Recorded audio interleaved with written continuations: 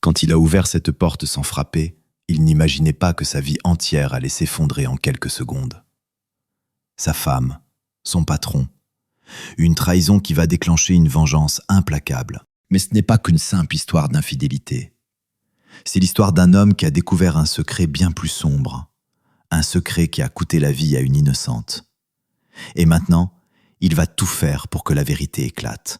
Préparez-vous à une histoire où l'amour se transforme en trahison et la trahison en justice. Bienvenue sur la chaîne Histoire d'infidélité, où chaque récit révèle ce qui se cache derrière les apparences. N'oubliez pas de vous abonner et d'activer la cloche pour ne rien manquer. Et dans les commentaires, dites-nous de quelle ville vous nous regardez et quel temps il fait chez vous en ce moment. Maintenant, installez-vous confortablement. Cette histoire va vous captiver jusqu'au dernier mot. Adrien ne s'attendait pas à voir une telle scène au milieu d'une journée de travail ordinaire. En ouvrant la porte du bureau du directeur de la clinique sans frapper, il se figea, comme frappé par une décharge électrique.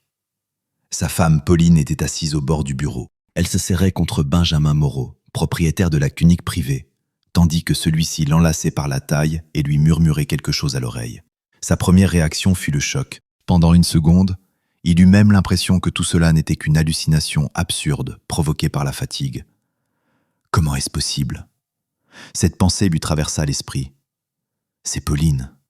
Ma Pauline et Benjamin Moreau. Mais dès que Moreau leva la tête et croisa le regard d'Adrien, il n'y eut plus aucun doute. Le visage du patron et amant de Pauline devint instantanément livide. Pauline, quant à elle, sauta précipitamment du bureau, rajustant sa blouse médicale froissée et fit un pas en avant. Une lueur d'effroi passa dans ses yeux, mais l'instant d'après, son expression se transforma en une détermination audacieuse. Elle releva même le menton, comme pour lancer un défi. « Adrien ?» commença-t-elle d'une voix incertaine, mais sa voix se brisa. « Qu'est-ce qui se passe ici ?» prononça doucement mais menaçant Adrien, en entrant dans le bureau et en refermant la porte derrière lui. À l'intérieur, tout bouillonnait de rage, mais il se maîtrisait, pour l'instant. Benjamin Moreau tenta de conserver une apparence de calme. Il s'éloigna de Pauline et fit un pas vers Adrien, levant les paumes comme pour apaiser un patient agité. « Adrien, laisse-nous tout expliquer », commença-t-il d'un ton conciliant. Cependant, une note d'autorité perçait dans sa voix. « Je comprends ce que cela peut sembler, mais… »« Ferme-la !» hurla Adrien, craquant nerveusement. Sa patience avait atteint ses limites. « Tu es une ordure !» Il saisit brusquement Moreau par le col de sa chemise et le plaqua violemment contre le mur. Les papiers posés sur le bureau tombèrent au sol dans un bruissement. Pauline poussa un cri. « Tu me prends pour un aveugle !» rugit Adrien en visage de l'amant de sa femme. Les veines gonflèrent sur ses tempes. « Tu vas m'expliquer quoi ? Comment tu as séduit ma femme ou comment elle s'est jetée à ton cou ?» Benjamin suffoquait. Son dos avait heurté le mur, mais il essayait de conserver un semblant de dignité. « Calme-toi », parvint-il à articuler d'une voix rauque. « Il faut qu'on parle. Lâche-moi et nous discuterons de tout comme des adultes. » Comme des adultes, Adrien ricana, mais relâcha légèrement sa prise, bien que ses doigts restaient enfoncés dans le tissu de la chemise de Moreau. « Tu couches avec ma femme, et maintenant tu veux qu'on discute d'homme à homme ?» Pauline reprit ses esprits et, rassemblant son audace, intervint. « Ça suffit, Adrien », lâcha-t-elle d'une voix forte. « Lâche Benjamin immédiatement. » Adrien lui jeta un regard rempli de douleur et de colère. Il remarqua que ses mains tremblaient, même si elles tentaient de paraître courageuses. Encore hier, il la considérait comme sa proche, et maintenant il la reconnaissait à peine. Devant lui se tenait une femme étrangère et effrontée, protégeant son amant. « Et toi aussi », murmura-t-il avec amertume, « tu te précipites pour le défendre. » Pauline passa nerveusement une main dans ses cheveux. « Tu comprends tout de travers », commença-t-elle. Mais Adrien l'interrompit. « Ah, de travers ?» Il libéra Moreau et se tourna brusquement vers sa femme. Sa voix vibrait d'émotions montantes. « Je vois de mes propres yeux comment tu te jettes à son cou, et j'ai mal compris. Peut-être devrais-je aussi m'excuser de vous avoir dérangé. » Benjamin Moreau, une fois libéré, s'éloigna prudemment du mur, se frottant la poitrine où les doigts d'Adrien avaient laissé leur empreinte. Il jeta un coup d'œil vers la porte. Il semblait craindre que le bruit n'attire l'attention. « S'il vous plaît, pas de scandale !» siffla Moreau à mi-voix, essayant de garder le contrôle de la situation. « Adrien, je comprends tout, mais il faut se calmer et discuter. Ce n'est pas l'endroit pour ce genre de confrontation. » Adrien lança des regards alternés entre sa femme et son amant. Le désir de les frapper tous les deux montait par vagues, mais il comprenait qu'encore un peu, et il perdrait vraiment le contrôle. Alors l'irréparable pourrait se produire. Il prit une profonde inspiration, essayant de se ressaisir. Cependant, sa voix resta glaciale. Discuter? Il articula lentement. Très bien, nous discuterons à la maison. Pauline, et avec vous, monsieur Moreau, ma conversation sera brève. Adrien se rapprocha encore du patron et articula entre ses dents. Vous paierez pour tout cela. Moreau soutint ce regard, et quelque chose ressemblant à de la peur passa dans ses yeux. Mais le directeur autoritaire reprit rapidement contenance. Pas de menace, dit-il sèchement. Pense à ta carrière, Adrien. Si tu fais un scandale maintenant, les conséquences seront désagréables pour tout le monde. Cela sonnait comme un avertissement voilé. Adrien ressentit une piqûre de bon sens. Oui, s'il craquait maintenant et frappait ce salaud, il risquait la prison ou la perte de son emploi. Il prit encore une fois une profonde inspiration, puis expira lentement, serrant les poings jusqu'à ce que ses articulations blanchissent. Dans un ultime effort de volonté, il recula d'un pas. Un lourd silence s'installa dans le bureau, troublé seulement par leur respiration saccadée. Pauline fut la première à oser parler, essayant d'adoucir sa voix. « Discutons à la maison, s'il te plaît, demanda-t-elle. Tout cela s'est produit par hasard. Adrien lui lança un regard empli de douleur. Par hasard. Cette misérable excuse résonna de façon presque comique. Il ne répondit rien. Les mots restèrent bloqués dans sa gorge. Après le travail, articula-t-il d'une voix sourde après une pause, sans regarder ni elle ni Moreau. À la maison, si tu oses seulement y venir. Sur ces mots, il ouvrit brusquement la porte du bureau et se précipita dans le couloir. Son dos brûlait sous les regards étrangers. Quelqu'un avait-il entendu le bruit? Mais il n'y avait personne autour. Seules les portes des bureaux s'alignaient silencieusement de chaque côté, comme des témoins de son humiliation.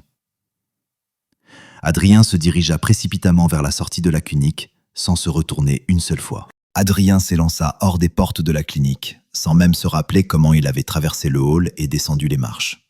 Son cœur battait sourdement dans ses oreilles. Sur le parking, il s'arrêta une seconde, avalant avec difficulté l'air frais du soir. Ses mains tremblaient de rage et d'humiliation.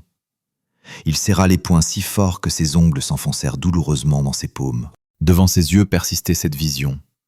Pauline, cambrée sur le bureau, et ce Moreau suffisant qui l'enlaçait. La nausée lui monta à la gorge. « Adrien !» Une voix inquiète lui parvint de quelque part sur le côté. Adrien sursauta et se retourna. Florian, son ami et collègue, anesthésiste dans la même clinique, marchait rapidement vers lui. Florian semblait l'avoir suivi en courant. Il portait encore sa tenue chirurgicale bleue, par-dessus laquelle il avait jeté à la hâte une veste.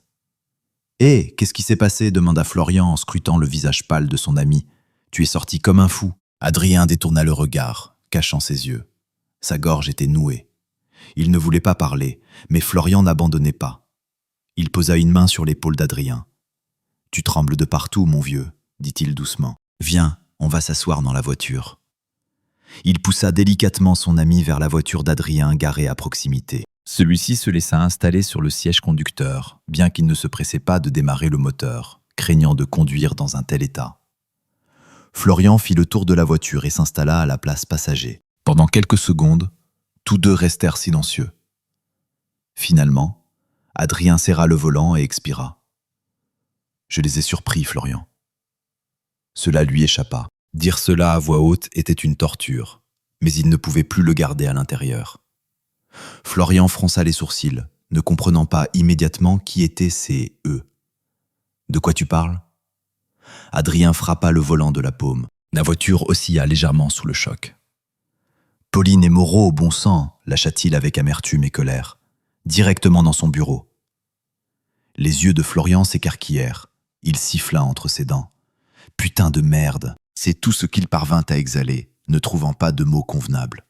« Tu es sérieux ? Merde !» Adrien ferma les yeux et se laissa aller contre le dossier du siège. Sa tête bourdonnait. Devant son regard intérieur clignotaient à nouveau les images atroces de la trahison. Florian, reprenant ses esprits, jura encore plus fort en frappant le tableau de bord du poing. Ces salauds, cracha-t-il, oubliant toute retenue. Désolé, mon frère, je ne savais pas, je ne me doutais même pas. Moi non plus, répondit Adrien d'une voix rauque. Ses yeux commencèrent à picoter traîtreusement, mais il secoua la tête, chassant cette faiblesse. Bon sang, je suis prêt à les tuer tous les deux. Il grogna presque ces derniers mots, se penchant à nouveau en avant.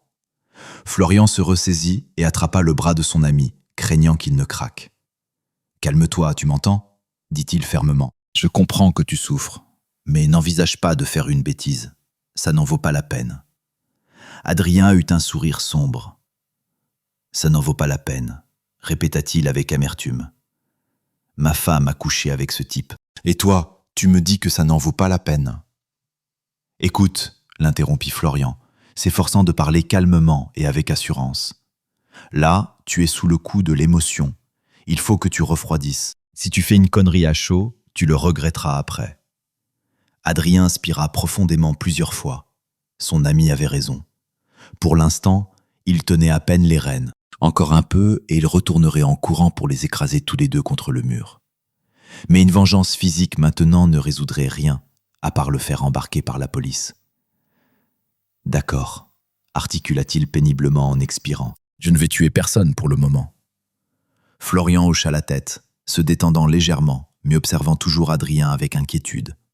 « On va chez moi ou chez toi ?» demanda-t-il. « Tu as besoin de boire de l'eau et de te calmer. Tu n'es plus de garde aujourd'hui, n'est-ce pas ?»« Non, mon service est terminé, » répondit Adrien d'un ton sans vie. « Alors laisse la voiture ici, tu la récupéreras plus tard. Viens, on va marcher un peu ou prendre un taxi. Ça te changera les idées. » Adrien acquiesça machinalement. Il ne voulait pas bouger, mais rester assis dans la voiture devant la clinique encore moins. Le risque était trop grand que Pauline ou Moreau sortent bientôt, et il ne répondait plus de lui-même lors d'une nouvelle rencontre. « Allons-y, » murmura-t-il doucement. Les amis sortirent de la voiture. Florian subtilisa discrètement les clés de voiture d'Adrien et les glissa dans sa poche, décidant de ne pas laisser à son ami la possibilité de foncer quelque part dans un accès de rage. Ils s'éloignèrent du parking. Les rues du soir défilaient autour d'eux. Une petite pluie froide tombait, mais Adrien ne prêtait aucune attention à la météo. Dans son âme faisait rage une tempête bien plus violente. Florian le conduisit dans un petit café au coin de la rue. À cette heure, l'endroit était presque vide. Ils s'installèrent à une table dans un coin. Un serveur silencieux apporta un verre d'eau et un café noir bien fort. Florian passa commande pour son ami. Adrien but la moitié du verre d'eau en silence, sentant peu à peu revenir sa capacité à raisonner plus sobrement. Florian l'observait attentivement, laissant à Adrien le temps de se ressaisir. Finalement, quand le café eut refroidi à une température acceptable, l'ami prit doucement la parole. « Raconte-moi comment tout s'est passé, si tu peux, bien sûr. » Adrien se frotta le visage avec lassitude. Il ne voulait pas savourer les détails de sa propre humiliation. Mais Florian essayait de l'aider après tout. En bref, il raconta comment il était entré dans le bureau de Moreau pour affaires sans frapper et avait découvert sa femme dans les bras du patron. Il raconta comment il avait craqué, plaqué Moreau contre le mur, comment Pauline l'avait défendu. À ces mots, sa voix trembla à nouveau de rage. « Elle a pris son parti, tu comprends ?» articula-t-il. « Elle n'a même pas essayé de s'excuser ou d'expliquer. Elle m'a hurlé dessus pour que je le lâche. » Florian secoua la tête, grimaçant avec incrédulité. « C'est un cauchemar. Et maintenant, qu'est-ce que tu vas faire ?»« Je ne sais pas. » Adrien baissa les yeux vers sa tasse de café refroidi. « Après ça, c'est fini pour le mariage. C'est clair. Elle va rentrer à la maison, récupérer ses affaires, je pense. On doit parler. Même si, de quoi parler ? » Il se tut, ayant du mal à imaginer la conversation à venir avec sa femme. Il y aurait probablement un scandale, ou pire encore, une indifférence glaciale de sa part. Ils restèrent assis en silence pendant quelques minutes. Finalement, Florian demanda prudemment. « Écoute, tu penses que ça dure depuis longtemps entre eux ou que c'est juste une aventure d'un soir ?» Adrien eut un sourire amer. Vu comment elle s'est comportée, pas du tout comme quelqu'un qui se retrouve dans une telle situation pour la première fois. Ça a l'air de durer depuis longtemps. Il serra le poing sur la table, se rappelant le reflet moqueur dans les yeux de Pauline au moment où elle lui avait ordonné de lâcher son amant. Non, Cette femme n'était plus l'épouse modeste qu'il avait connue toutes ces années. « Putain de merde !» murmura Florian en claquant la langue. Bon, j'avais remarqué qu'elle restait souvent après le travail avec Moreau, mais je pensais que c'était pour des questions professionnelles ou quelque chose du genre. Adrien eut un sourire amer. Professionnel ? Ouais. Il réglait les questions à l'horizontale, donc. Florian soupira, passa une main dans ses cheveux coupés courts. « Je suis vraiment désolé, mon frère, » dit-il doucement. « Mais tiens bon, ne te laisse pas détruire à cause d'eux, tu m'entends ? Elle ne te méritait pas. » Dans la poitrine d'Adrien, la douleur se mêla à l'amertume. Il hocha la tête. « Je ne me laisserai pas détruire. Ils ne l'emporteront pas au paradis, » marmonna-t-il. Puis une lueur d'acier passa dans son regard. « Mais ils ne s'en tireront pas comme ça non plus. » Florian se raidit. « Qu'est-ce que tu mijotes ? » « Je ne sais pas encore, » répondit honnêtement Adrien. « Mais je trouverai quelque chose. Ce Moreau pense que parce qu'il est un riche propriétaire de clinique, tout lui est permis. Eh bien non. Je vais lui montrer. À elle aussi. » Florian fronça les sourcils en entendant la soif de vengeance qui perçait dans la voix de son ami. « Surtout, ne fais pas de bêtises, Adrien. Promets-moi que tu ne vas pas te jeter à nouveau avec tes poings, ou pire encore. » « Pour l'instant, je promets seulement de ne rien faire impulsivement, » sourit amèrement Adrien. « Mais quelque chose de réfléchi. » « Réfléchi dans le cadre de la loi, j'espère, » plissa les yeux Florian. Adrien détourna le regard.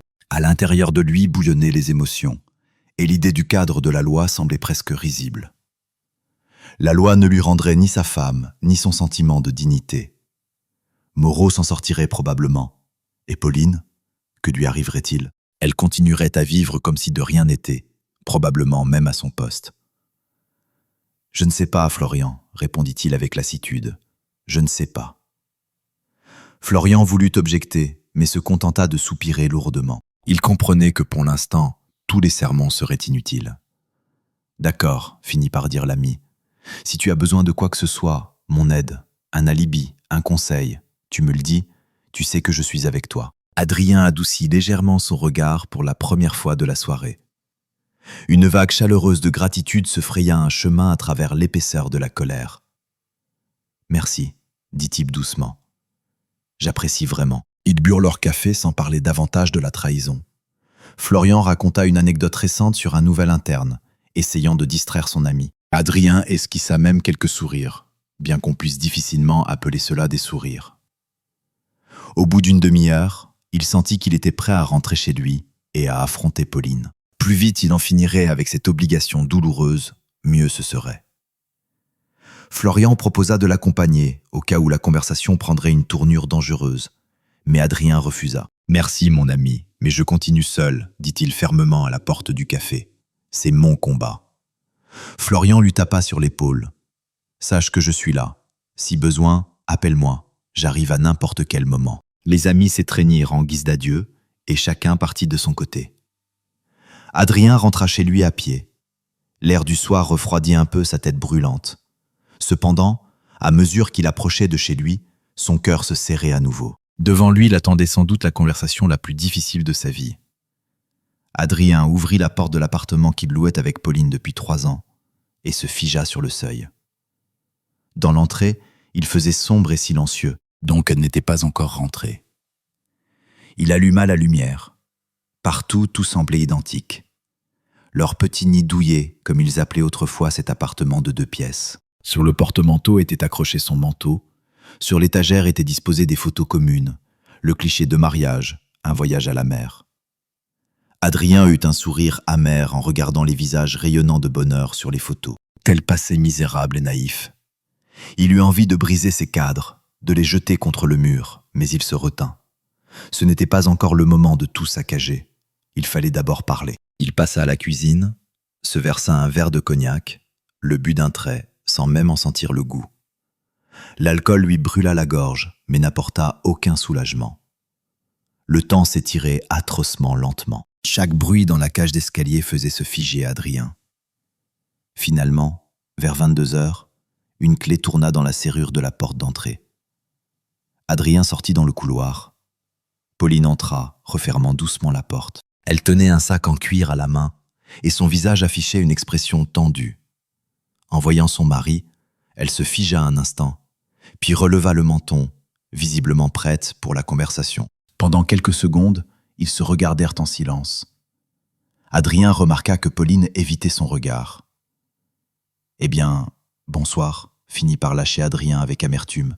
« Tu es venu finalement. » Pauline se lécha nerveusement les lèvres. « Il faut qu'on parle », dit-elle à voix basse, évitant toute émotion dans sa voix. « Oui, il le faut », acquiesça Adrien. Il fit un geste en direction du salon. « Entre ». Pauline passa devant. Adrien la suivit. Il remarqua qu'elle avait posé son sac près de la porte, comme prête à partir rapidement. Cela le mettait en colère et le blessait en même temps. Donc, elle savait d'avance qu'elle partirait. Dans le salon, Pauline s'arrêta au milieu de la pièce. Adrien se tint également debout, les bras croisés sur la poitrine. La tension entre les époux était presque palpable, comme une corde tendue à craquer. Alors, lança brutalement Adrien. « C'est quoi ce bordel, Pauline ?» Pauline tressaillit au ton brutal, mais essaya de rester calme. « Je comprends que tu sois en colère, commença-t-elle en choisissant ses mots.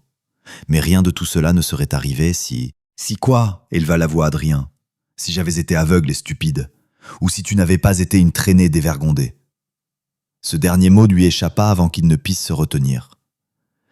Pauline pâlit, mais presque aussitôt son visage se couvrit de plaques rouges, soit de honte, soit de colère. « N'ose pas m'insulter, » répliqua-t-elle. « Oui, j'ai commis une erreur, mais... » « Une erreur ?» Adrien éclata d'un rire amer, sentant à nouveau une boule hystérique monter dans sa gorge. « Coucher avec ton patron dans mon dos, c'est une erreur ? Combien de temps dure cette erreur ? 1 mois ? 1 an ?» Pauline se mordit la lèvre, détournant les yeux. Son silence était plus éloquent que n'importe quel mot. « Bon sang », murmura Adrien en fermant les yeux un instant.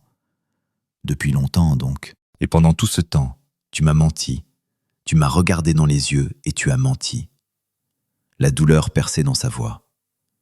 Pauline, en l'entendant, se crispa encore davantage, mais soudain s'enflamma. « Et toi, regarde-toi » lâcha-t-elle soudain avec acharnement. « Tu ne faisais que travailler. Des jours, des nuits dans cette clinique. Je ne te voyais presque jamais. C'est toi qui m'as repoussé. » Adrien fut stupéfait par une telle attaque. « C'est-à-dire que c'est moi le coupable si tu as décidé de coucher avec un autre ?» demanda-t-il avec incrédulité. « Je manquais d'attention » cria Pauline, et sa voix se brisa. « Tu comprends ? Tu es devenu si froid, plongé dans tes opérations, tes patients, et moi j'étais seul. Benjamin, lui, me soutenait, me parlait, et tout s'est enchaîné. » Elle s'interrompit, réalisant apparemment qu'elle essayait de justifier une trahison flagrante par des raisons misérables. Adrien secoua simplement la tête. « Si tu te sentais seul, il fallait me parler.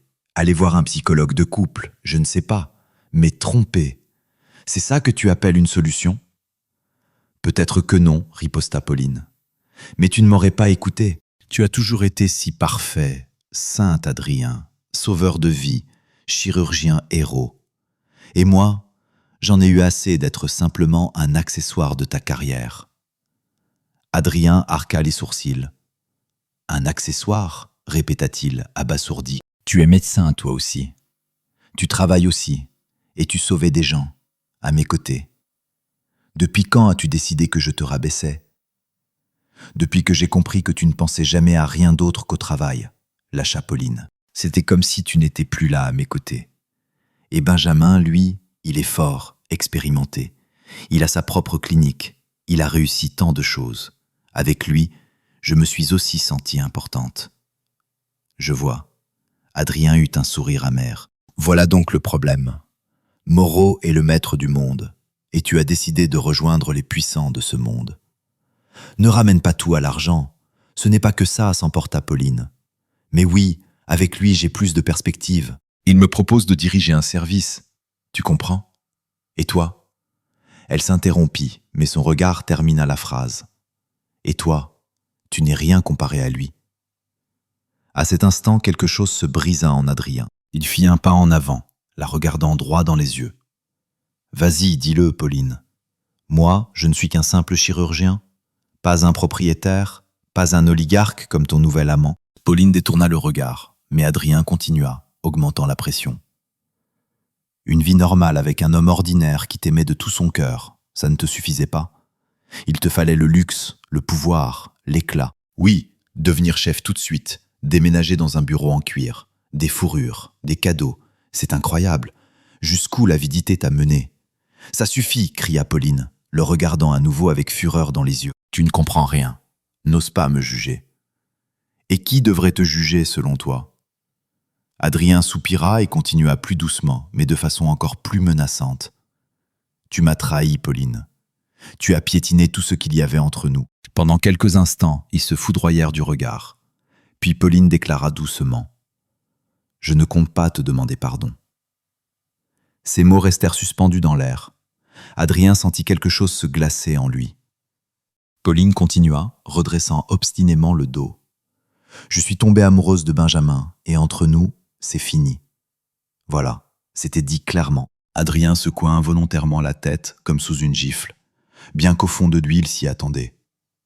Donc, c'est aussi simple que ça, dit-il avec un sourire tordu. 6 ans de mariage, et entre nous, c'est fini. Pauline cligna des yeux. Une ombre de doute ou de regret passa dans son regard, mais elle se ressaisit aussitôt. Ne compliquons pas les choses, Adrien, dit-elle d'un ton plus égal. Il vaut mieux accepter la vérité. Nous devons nous séparer de manière civilisée.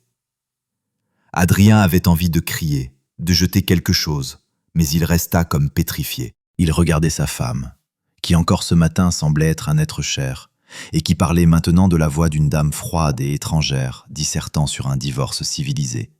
« Nous séparer », fit-il écho. « Tu as décidé de partir avec lui, si je comprends bien. » Pauline hocha la tête, croisant les bras. « Oui, je vais passer la nuit chez une amie aujourd'hui, et ensuite j'emménagerai chez Benjamin. »« Chez une amie ?» ricana Adrien avec incrédulité. « Ou directement chez ton amant? Tu peux arrêter de mentir, je m'en fiche maintenant. » Pauline pinça les lèvres, mais resta silencieuse. Adrien soupira, sentant la fatigue peser sur ses épaules. « D'accord, dit-il d'une voix rauque. Si tu veux partir, pars. On n'a pas de contrat de mariage, tu te souviens? Il n'y a pas grand-chose à partager. La voiture est à moi. Cet appartement, on le loue ensemble. Tout est simple. » Il se dirigea vers la porte, souleva son sac et le posa près de Pauline. « Tu peux commencer à faire tes affaires, dit-il en regardant ailleurs. Plus vite tu disparaîtras d'ici, mieux ce sera pour nous deux. » Pauline hésita un instant, comme si elle s'apprêtait à dire quelque chose, peut-être quelque chose de conciliant, mais elle se ravisa. Au lieu de cela, elle sortit du placard un sac de voyage et se dirigea vers la chambre. Adrien la suivit, s'appuyant contre le chambranle de la porte. Il la regarda faire ses affaires en silence, prendre des vêtements, des produits de beauté. Ses mouvements étaient brusques, nerveux. Ne supportant pas la tension du silence, il demanda « Lui, au moins, il sait que tu es venu ici ce soir, que tu prends tes affaires. » Pauline s'arrêta, se retourna par-dessus son épaule. « Bien sûr qu'il le sait, répondit-elle sans expression. Il me soutient. Il a dit qu'il ferait tout pour que j'aille bien. » Évidemment, ricana Adrien. Moreau le bienfaiteur, un vrai sauveur de toutes les épouses négligées. Pauline ne répondit pas. Elle continua à ranger ses vêtements. Quelques minutes plus tard, ses sacs étaient pleins. Lorsqu'elle se redressa, des larmes brillaient dans ses yeux, mais sa voix resta ferme. « Je vais te laisser les clés, dit-elle en sortant un trousseau de son sac. Demain, j'appellerai l'agent immobilier, on résiliera le bail ou on le mettra à ton nom. » Comme tu veux. Adrien hocha la tête, n'arrivant pas vraiment à croire que tout cela se passait réellement. Pauline posa les clés sur la table de chevet, puis, après avoir hésité, s'adressa à lui. « Je viendrai chercher le reste de mes affaires plus tard, quand tu ne seras pas là. Ce sera plus simple pour nous deux. »« Comme tu veux, répondit-il avec indifférence. Elle passa la bandoulière d'un sac sur son épaule, prit l'autre, puis inspira profondément et lâcha une dernière phrase. « Je comprends que tu sois en colère, mais crois-moi, ce sera mieux pour nous deux. » Adrien resta silencieux. Mieux. Elle pensait vraiment que c'était mieux pour lui. Pauline baissa les yeux et, n'ayant reçu aucune réponse, se dirigea vers la porte. Adrien la suivit, éprouvant un étrange détachement, comme s'il regardait la scène de l'extérieur. Dans l'entrée, Pauline enfila son manteau. Et alors qu'elle tenait déjà la poignée de la porte, elle se retourna quand même. « J'espère qu'avec le temps tu comprendras, et tu pardonneras, dit-elle doucement. Adrien serra les mâchoires. réprimant une explosion de colère face à ces mots culottés. « Je pardonne », dit-il soudain avec un calme glacial, ce qui fit cligner Pauline de surprise. « Je te pardonne d'avoir enfin montré ton vrai visage. » Ses lèvres tremblèrent, mais elle ne répondit rien. Au lieu de cela, elle se glissa dehors et referma doucement la porte derrière elle. Lorsque le cliquetis de la serrure résonna dans le silence de l'appartement, Adrien expira, sans même réaliser qu'il avait à peine respiré pendant toute la conversation. Il fit quelques pas en arrière et s'effondra sur le canapé. Dans ses oreilles résonnait sa propre voix froide. « Je pardonne d'avoir montré ton vrai visage. » Au lieu du soulagement, il ressentait un vide. Il semblait que sa vie s'était effondrée et qu'il était assis au milieu des décombres. Mais aussi étrange que cela puisse paraître, dans ce monde écroulé, commençait à percer un nouveau sentiment au-delà de la douleur. Cruel, glacial et solide comme de l'acier trempé, c'était une décision. La décision de se venger. Le lendemain matin, Adrien se réveilla sur le canapé. Il s'était endormi tout habillé, sans éteindre la lumière. Sa tête explosait, conséquence du stress et du manque de sommeil. Dans l'appartement régnait un silence oppressant. Pour la première fois depuis longtemps, Pauline ne s'affairait pas dans la cuisine pour le petit déjeuner, ne fredonnait pas une chanson en se préparant pour le travail. Maintenant, une nouvelle réalité s'installait dans sa vie, sans elle. Il se leva péniblement, sentant des courbatures dans tout son corps. Sur la table basse trônait un verre vide de cognac. Après le départ de Pauline, il en avait bu encore pour s'endormir. Et voilà le résultat. Un matin difficile. Adrien s'approcha du lavabo, s'aspergea le visage d'eau froide. Dans le reflet du miroir, un homme froissé et émacié, aux yeux enflammés, le regardait. « Non, ça ne peut pas continuer comme ça, pensa-t-il. Il faut me ressaisir, il y a beaucoup à faire devant moi. » Comme par un fait exprès, le téléphone sonna dès qu'il sortit de la salle de bain. Le numéro s'affichait comme fixe, inconnu. Adrien fronça les sourcils et décrocha. « Allô ? Bonjour, monsieur Dupont. » Une voix féminine hésitante se fit entendre. « C'est Céline du service des ressources humaines de la clinique. » Adrien comprit immédiatement. Apparemment, les nouvelles n'avaient pas tardé. « Oui, j'écoute, » répondit-il sèchement. « Monsieur Moreau m'a chargé de vous informer que... » La fille bégayait. Il était clair qu'elle se sentait mal à l'aise. « Qu'à partir d'aujourd'hui, vous n'êtes plus employé de notre clinique. Le contrat de travail a été résilié d'un commun accord. » Adrien eut un sourire narquois. D'un commun accord. Ah oui, intéressant. De quel côté ai-je accepté quelque chose ? Je vois, se contenta-t-il de dire. Les documents seront prêts d'ici la fin de la semaine. Vous pourrez passer les signer, continua rapidement l'employé des ressources humaines. Tout vous sera envoyé par courrier électronique. Désolé. Ce dernier mot, elle l'ajouta presque dans un murmure et raccrocha précipitamment. Adrien jeta le téléphone sur le canapé.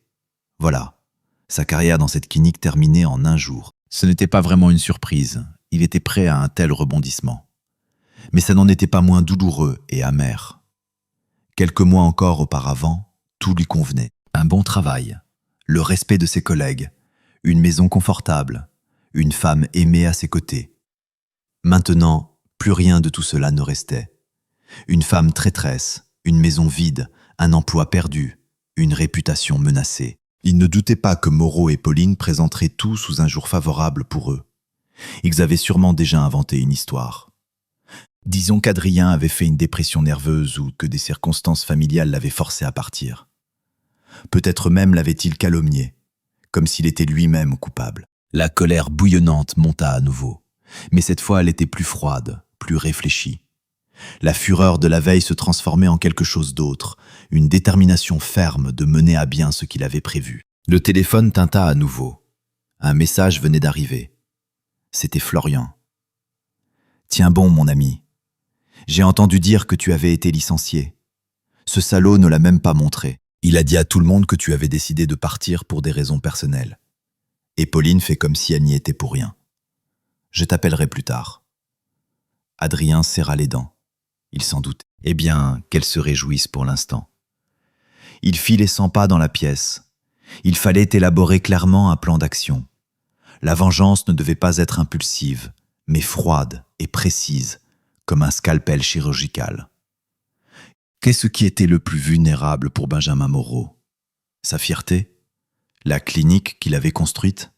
Sa carrière de médecin et d'homme d'affaires brillant? Et aussi sa réputation. Quant à Pauline, sa réputation aussi en prendrait un coup si la vérité éclatait. Mais elle préoccupait moins Adrien. L'essentiel était de frapper Moreau, même s'il n'oubliait pas non plus sa femme. Adrien s'installa à la table, sortit un vieux carnet et commença à noter tout ce qu'il savait de compromettant sur Moreau et sur Pauline. Avec Pauline, c'était simple. Le fait de l'infidélité et du comportement immoral. Mais à qui présenter cela? Aux amis? Aux parents? Aux collègues? Tout au plus par le bouche à oreille. Il s'imagina racontant tout à ses parents. D'ailleurs, ils l'apprendraient probablement bientôt eux-mêmes. Et tant pis pour eux. Mais Moreau. Là, le champ d'action était plus large. Adrien fouilla sa mémoire. Pendant ses années de travail, il avait remarqué plus d'une fois des choses étranges dans la gestion de la clinique. Par exemple, où allait une partie des revenus? Les employés étaient payés officiellement au minimum, le reste sous enveloppe.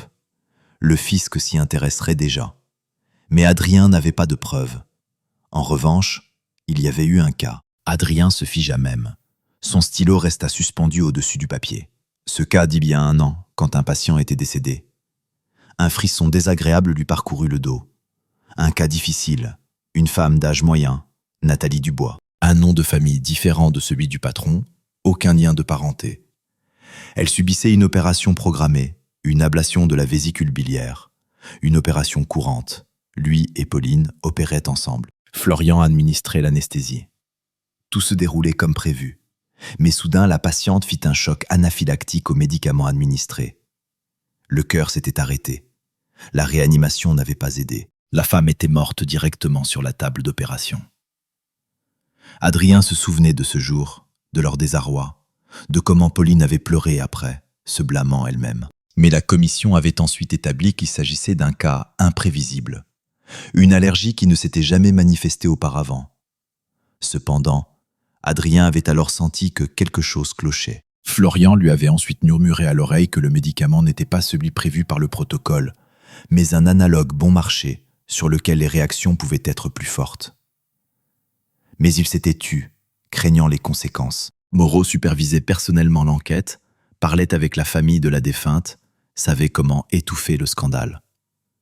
Puis Moreau avait discrètement licencié l'infirmière responsable des médicaments, lui attribuant la faute. Il disait qu'elle avait mal calculé la dose, ou peut-être même avait-il prétendu qu'elle s'était trompée dans la préparation de la solution.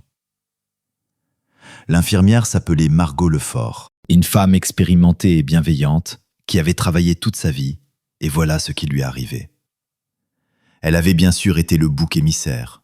Elle pleurait, suppliait qu'on ne brise pas sa carrière, mais Moreau était inflexible. Pour détourner l'attention de la famille de la défunte et des inspecteurs, il assurait à tous qu'il avait licencié la coupable et mis en place de nouvelles mesures de contrôle.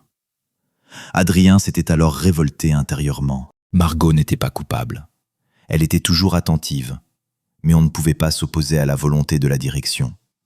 D'autant plus que Moreau avait convaincu tous les employés de se taire pour sauver l'honneur de la clinique. Maintenant, à la lumière de ce qui s'était passé, Adrien voyait cette histoire différemment. Peut-être était-ce précisément Moreau qui avait ordonné l'achat d'un analogue bon marché pour économiser le budget.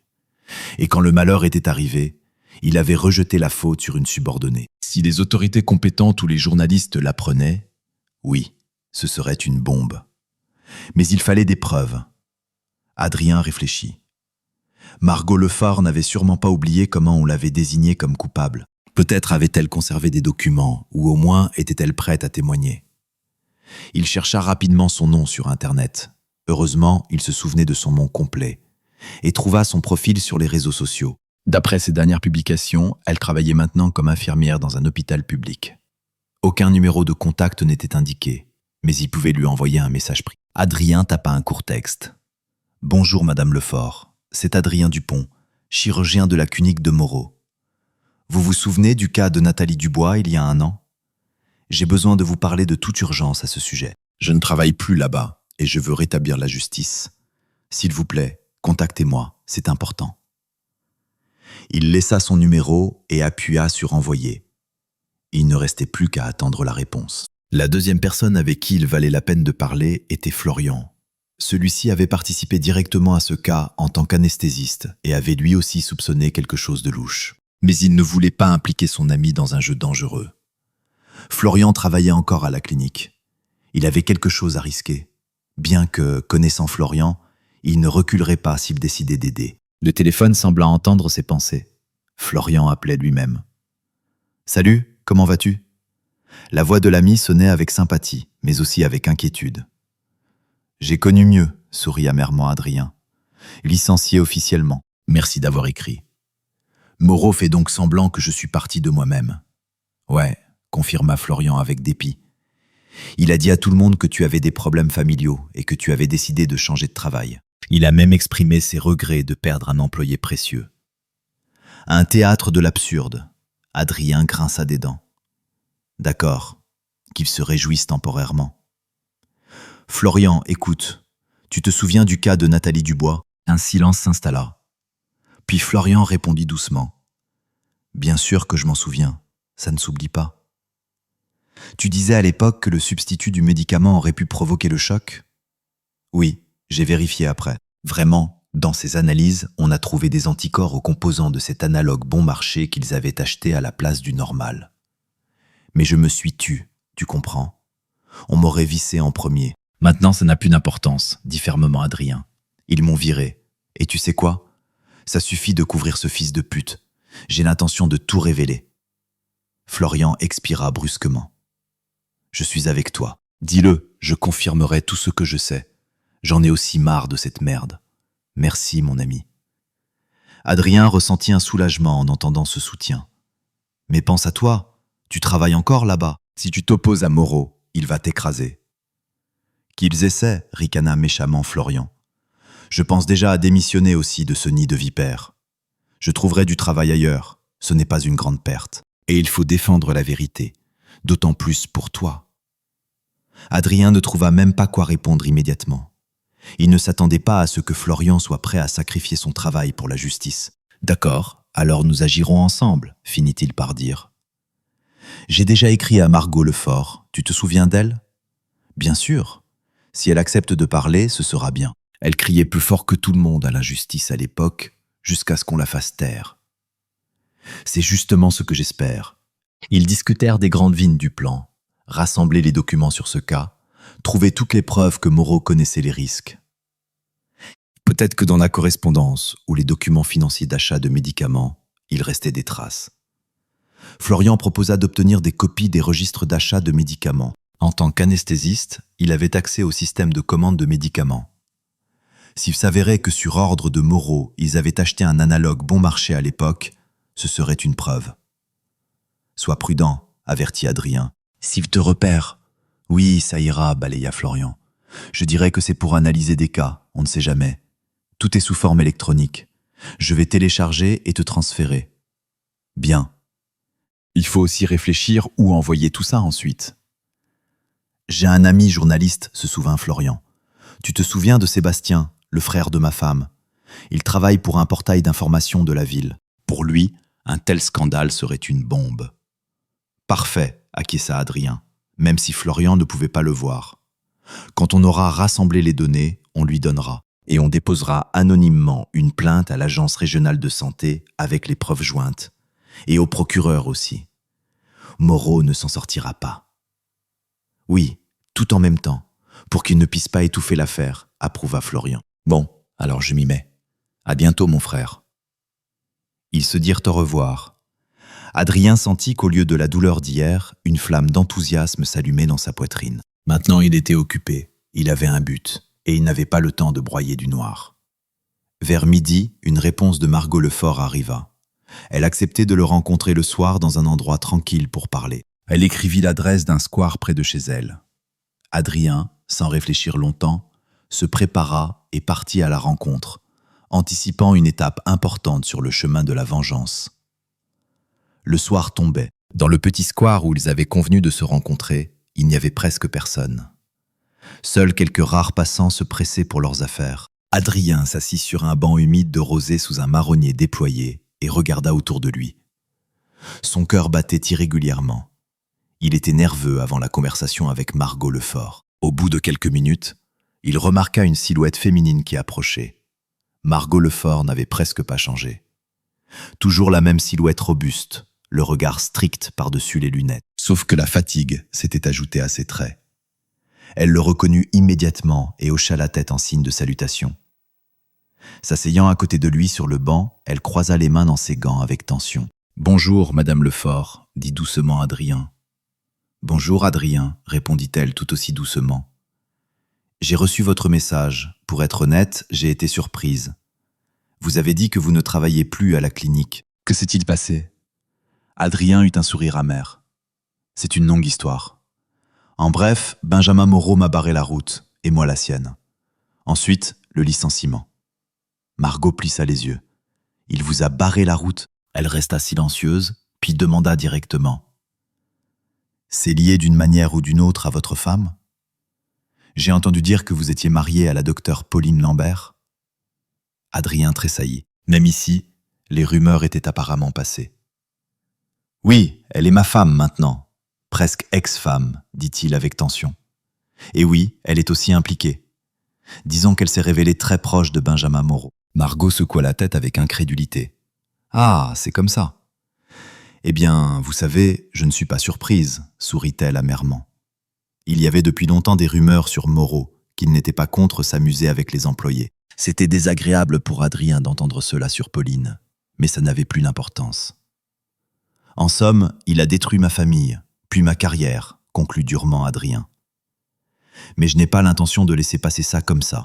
Alors vous avez décidé de vous souvenir de cette histoire, devina Margot. Adrien hocha la tête.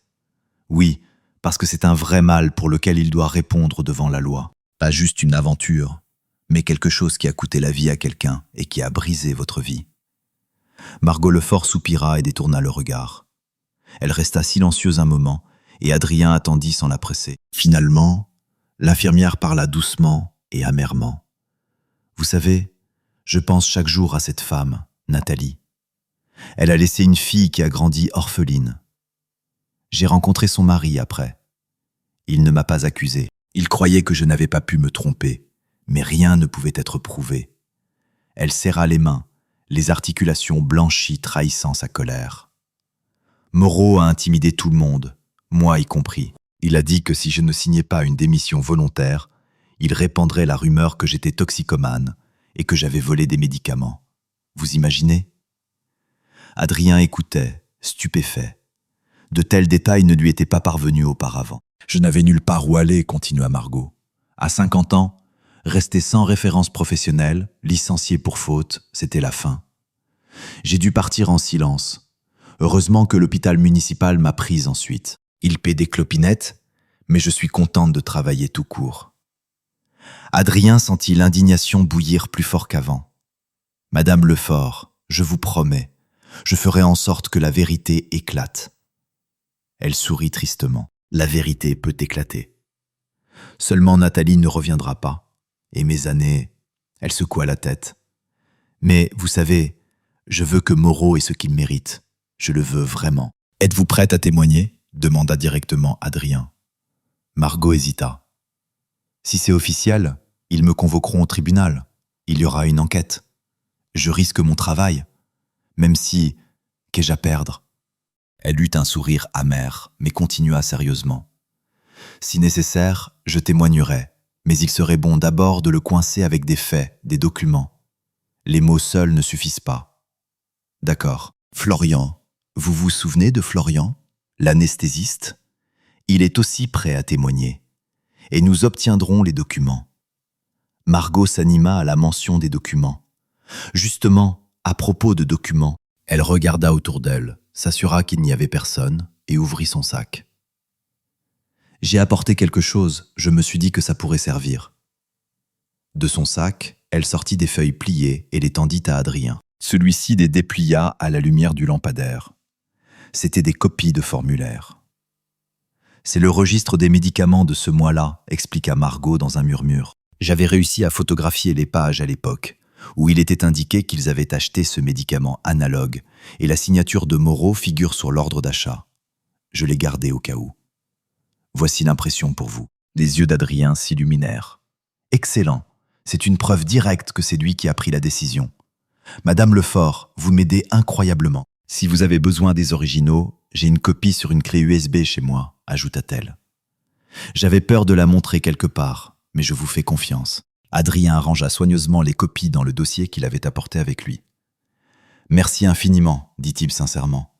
Je vais essayer de ne pas vous exposer inutilement. Je pense qu'il faudra transmettre ces données aux journalistes et aux autorités judiciaires, avec votre permission. Bien sûr, prenez, acquiesça-t-elle. Si nécessaire, je confirmerai. Pourvu que ça remue vraiment le nid de guêpe.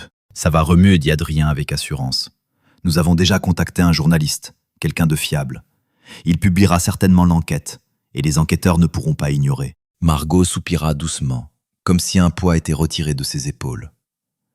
Si tout se passe bien, considérez que vous rétablirez la justice pour Nathalie, pour moi, et aussi pour vous-même. C'est pour ça que je me bats, admit Adrien. Je n'ai plus rien à perdre.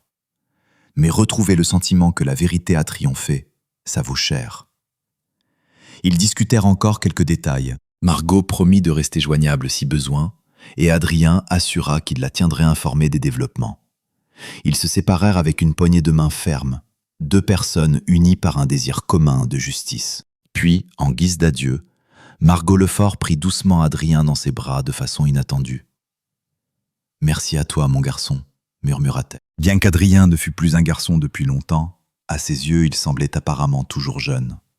« Va jusqu'au bout, d'accord ? » « Je le ferai, » répondit-il fermement. Ils partirent dans des directions opposées du square qui s'assombrissait, et le cœur d'Adrien se réchauffa.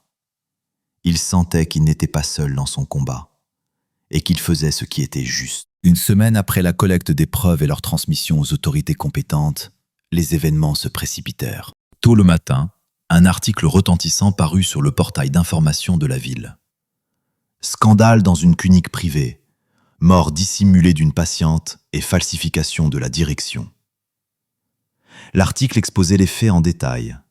Le décès de Nathalie Dubois dans des circonstances suspectes. Le licenciement de l'infirmière bouc-émissaire. Les témoignages anonymes d'employés selon lesquels le propriétaire de la clinique, Benjamin Moreau, connaissait les violations. Il y était également question des liens contraires à l'éthique entre la direction et les subordonnés. Les noms n'étaient pas cités, mais un lecteur perspicace devinait facilement de qui il s'agissait. Adrien lut l'article dès le matin, et son cœur battait la chamade. C'était le travail commun de Florian, Margot et lui-même. La publication fit du bruit. Dans les commentaires et sur les réseaux sociaux, tout bouillonnait. Des gens réclamaient une enquête. Vers midi, 2 voitures arrivèrent devant le bâtiment de la clinique. L'une avec des représentants de l'agence régionale de santé, l'autre de la police. Adrien observait de loin, depuis une voiture garée de l'autre côté de la rue. Il ne voulait pas se montrer prématurément. Des personnes strictes en uniforme et en costume descendirent des voitures et pénétrèrent dans la clinique. Presque immédiatement, aux fenêtres de l'étage supérieur, on vit des silhouettes s'agiter. Après quelque temps, la porte de la clinique s'ouvrit brusquement et 2 policiers sortirent sur le perron, tenant par les coudes Benjamin Moreau lui-même. Celui-ci n'avait plus l'air d'un important maître du monde. Le visage gris, les cheveux ébouriffés. Il tentait ardemment de se justifier, se tournant tantôt vers les policiers, tantôt vers les fonctionnaires qui les accompagnaient.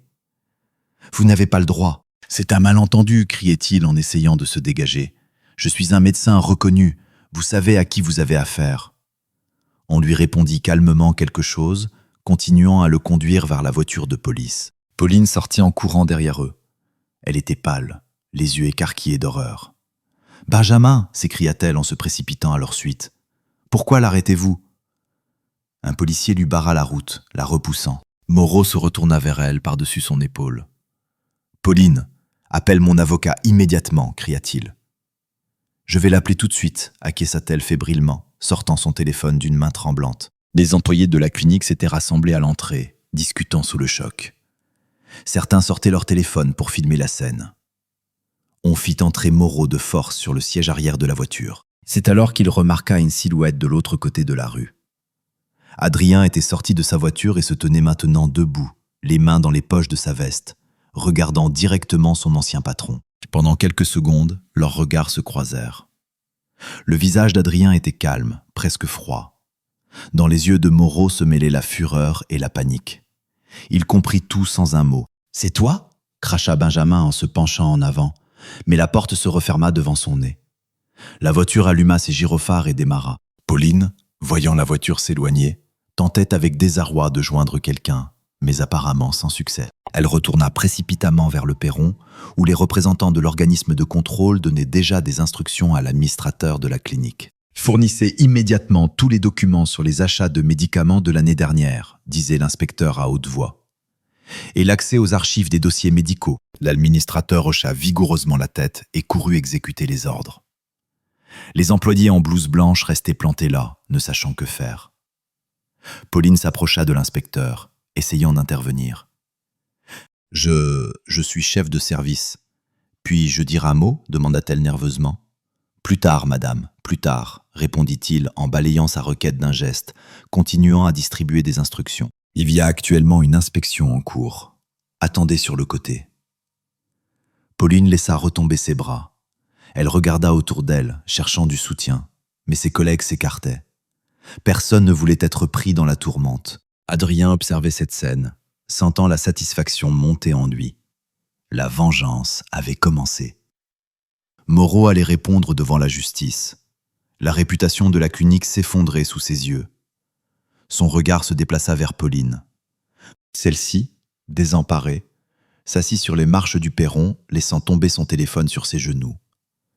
Elle réalisait probablement que son monde brillant s'écroulait aussi. Les médecins spécialistes de la clinique allaient vraisemblablement faire face soit à un changement de direction, soit à un licenciement massif.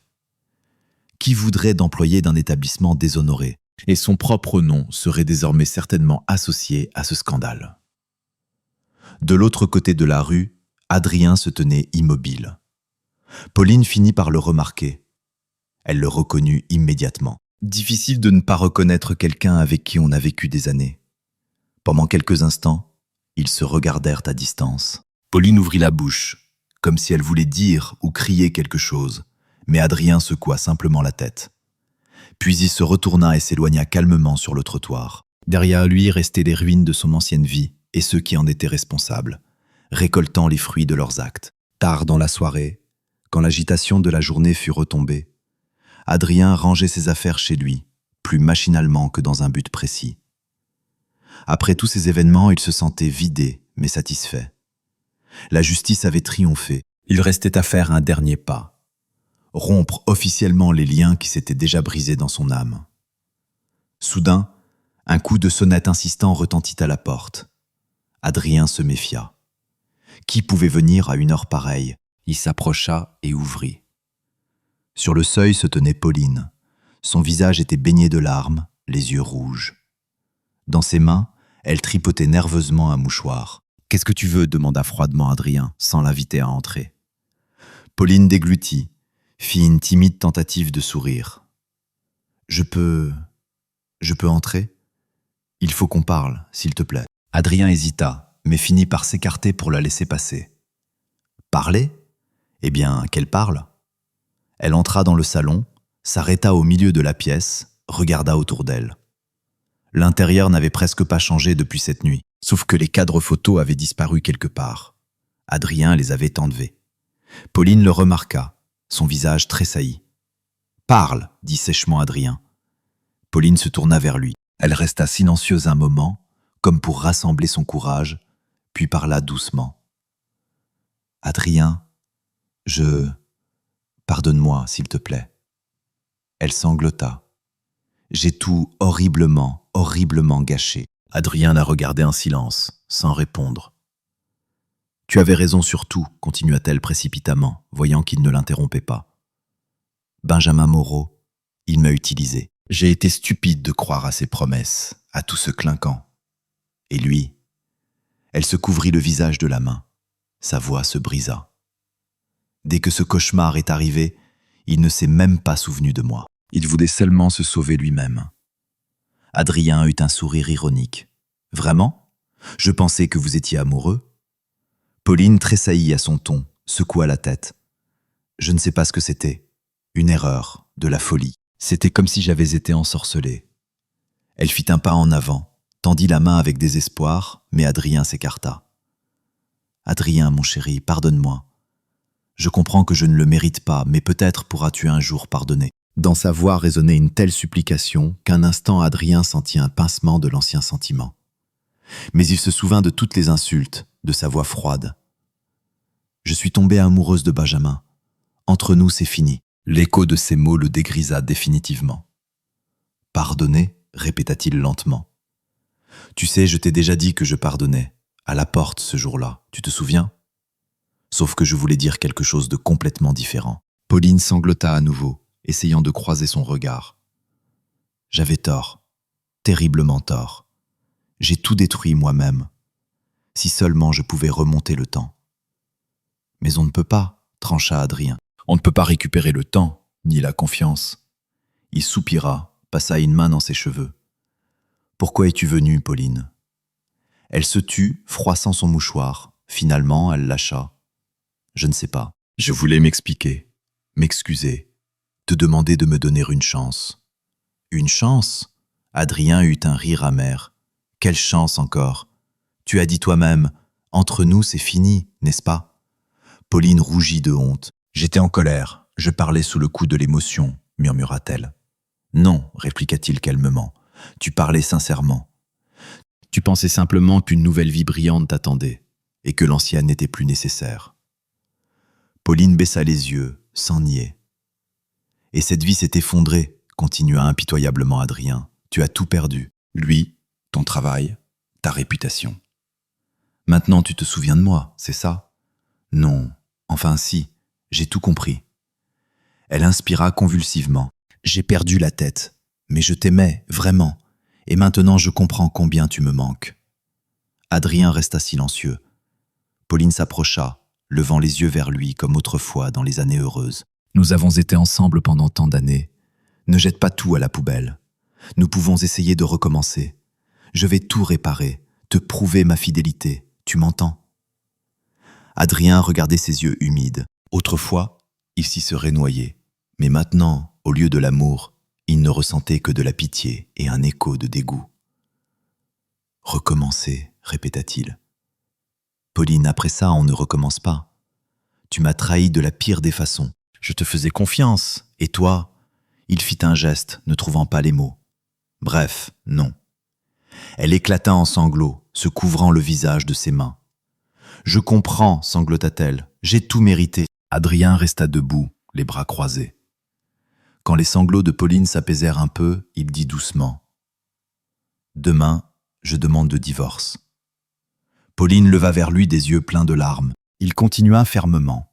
« Tu peux t'épargner la peine d'essayer de réparer quoi que ce soit. Entre nous, c'est fini, comme tu l'as dit. Et cette fois, c'est définitif. » Elle hocha la tête, clignant rapidement des yeux. « Oui, je comprends. » Sa voix se brisa en un murmure. « Je me souviendrai quand même que tu as été le meilleur homme de ma vie. Je regrette de l'avoir compris trop tard. » Adrien se détourna, ne voulant plus regarder ses souffrances. C'était déjà assez difficile pour lui de supporter cette scène, mais il savait que c'était nécessaire. Il fallait mettre un point final. « Si tu n'as rien d'autre à dire, commença-t-il. « Je n'ai rien d'autre, » elle murmura. « Alors adieu, » conclut-il en s'approchant de la porte d'entrée et en l'ouvrant grand. Pauline se traîna lentement vers la sortie.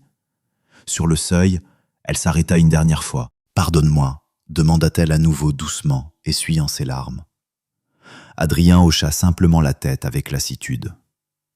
Pauline sortit et la porte se referma. Dans le silence de l'appartement, Adrien ressentit un étrange soulagement. Tout était vraiment fini. La douleur couvait encore en lui, mais elle n'était plus aiguë, plutôt comme fantomatique. Il savait qu'il s'en remettrait. S'approchant de la fenêtre, il regarda le ciel nocturne. Devant lui s'étendait une nouvelle vie, la sienne propre, où il n'y aurait plus de mensonges ni de trahison. Adrien décida fermement de la consacrer à lui-même, à son travail bien-aimé, maintenant dans un autre endroit, à ses passions. Peut-être un jour à une nouvelle relation, mais seulement avec quelqu'un qui l'apprécierait vraiment. Il prit une profonde inspiration. La liberté avait un goût amer, mais c'était quand même la liberté.